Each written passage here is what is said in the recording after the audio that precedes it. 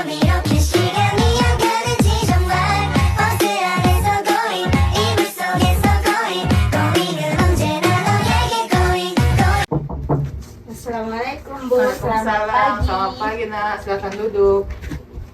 Makasih Bu. Bagaimana kabarnya nak? Alhamdulillah baik Bu.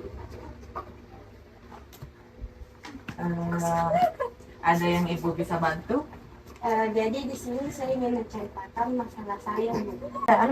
Jadi baik kamu bisa menyampaikan apa menjadi masalah kamu dan itu akan menjadi rahasia ibu karena ibu terikat oleh kode etik dan rahasia yang kamu sampaikan ibu tidak akan ibu sebarluaskan kemanapun. Jadi begini Bu, saya mengalami kesulitan belajar dan akhir-akhir ini saya merasa sangat sulit untuk belajar sehingga mempengaruhi nilai saya. Oh jadi Nak Sira lagi akhir-akhir ini merasa kesulitan belajar dan merasa nilai-nilainya kurang memuaskan di setiap mata pelajaran. Iya Bu, saya benar-benar merasa bingung. Terkadang saya juga merasa malu kepada teman sekelas saya.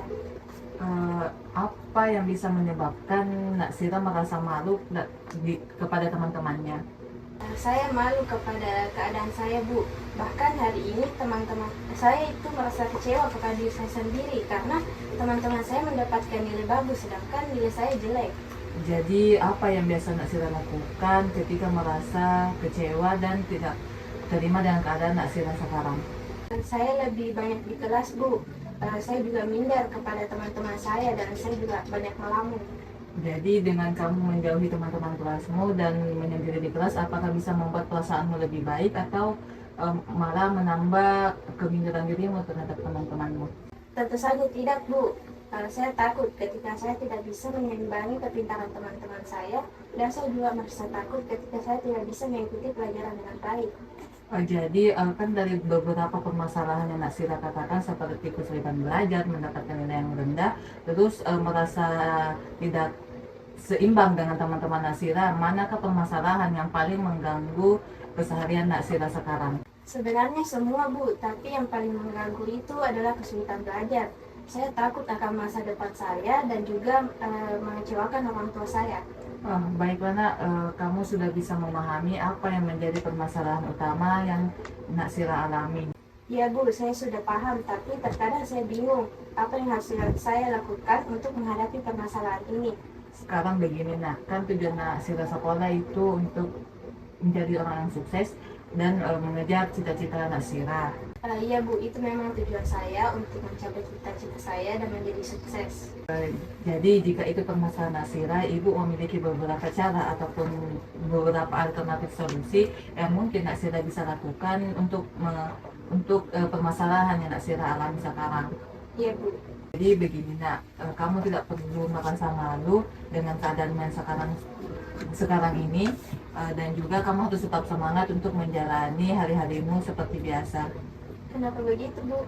Coba deh pikirkan sekarang, Nak Sira sekarang bisa sekolah dengan baik, sedangkan banyak anak-anak di luar sana yang tidak bisa melanjutkan pendidikannya karena berbagai faktor.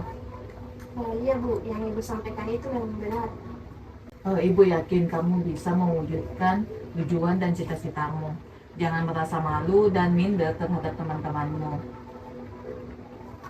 Iya Bu, saya akan melakukan apa yang Ibu katakan. Tapi bagaimana Bu saya menghilangkan rasa malu saya? Cobalah Nak untuk mencoba bergaul dengan teman-temanmu dan jangan menarik diri ketika di dalam kelas. Cobalah untuk bergaul dengan teman-temanmu di dalam kelas. Baik Bu, saya akan mencoba melaksanakan saran dari Ibu. Tapi mungkin butuh waktu yang cukup lama Bu. Ya memang Nak, semuanya itu butuh waktu, tidak ada yang instan, semuanya harus melalui proses yang panjang. Iya Bu, sekarang saya sudah mengerti apa yang harus saya lakukan Bu. Memang harus begitu Nak, cobalah untuk merubah gaya belajarmu.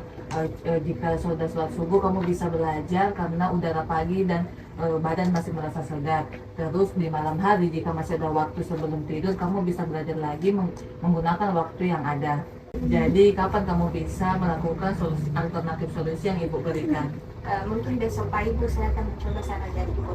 Anak kamu pasti bisa meningkatkan kemampuanmu dalam belajar. Jangan jadikan keminderanmu itu sebagai sesuatu yang membuatmu tidak bisa meningkat, tapi jadikan masalah itu sebagai dorongan untuk kamu bisa menjadi lebih baik lagi. Baik Bu, sekarang saya sudah benar-benar mengerti apa yang harus saya lakukan Bu. Sekarang juga saya sudah mencoba ikhlas agar dapat mencapai cita-cita saya. Syukurlah nak, sekarang kamu bisa mengetahui solusi yang bisa kamu lakukan terkait dengan permasalahan yang kamu alami. Nah, bagaimana perasaanmu setelah mencurahkan permasalahanmu kepada ibu? Sebelumnya terima kasih Bu. Sekarang saya merasa benar-benar lega setelah bercerita kepada Ibu. Apakah masih ada yang ingin Naksira sampaikan kepada ibu? Saya rasa sudah tidak ada Bu. Terima kasih atas waktu yang telah Ibu berikan dan nasihat yang telah Ibu berikan kepada saya. Baik, nah sama-sama. Semoga alternatif solusi yang ibu bisa berikan bisa membuat Naksira bisa mengatasi masalah kesulitan belajar Naksira. Amin Bu. Saya mohon pamit dulu Bu. Assalamualaikum. Waalaikumsalam. Pada video proses konseling tersebut sudah baik karena sudah menerapkan langkah, tahapan, serta teknik-teknik dasar yang harus dilakukan konselor dalam melakukan proses konseling. Baik, pada proses konseling yang telah kami lakukan, saya berperan sebagai observer. Nah, menurut saya proses konseling ini tampaknya telah mengikuti tahapannya dengan baik. Pengakuan perasaan, identifikasi masalah, dan penawaran solusi merupakan langkah-langkah yang kritis dalam memandu individu menuju pemahaman diri dan perubahan positif yang dilakukan oleh konseling. Berdasarkan proses konseling yang saya amati, menurut saya proses konselingnya sudah berjalan dengan baik. Tapi meskipun proses konselingnya sudah berjalan dengan baik, mungkin dapat ditingkatkan lagi dengan memberikan lebih banyak ruang untuk refleksi individu dan memastikan adanya rencana tindak lanjut yang konkret setelah sesi konseling selesai. Mungkin itu saja dari saya, terima kasih. Berdasarkan proses konseling yang saya amati, di mana konselor telah menunjukkan kesinambungan yang baik dari tahap pengenalan masalah hingga penawaran solusi. Namun, penting untuk memastikan pembangunan hubungan percaya yang lebih dalam dan membuka ruang lebih banyak bagi ekspresi emosi klien. Evaluasi progres secara berkala dan kolaborasi dalam merancang langkah-langkah tindakan selanjutnya juga bisa memperkuat efektivitas konseling ini. Thanks for watching.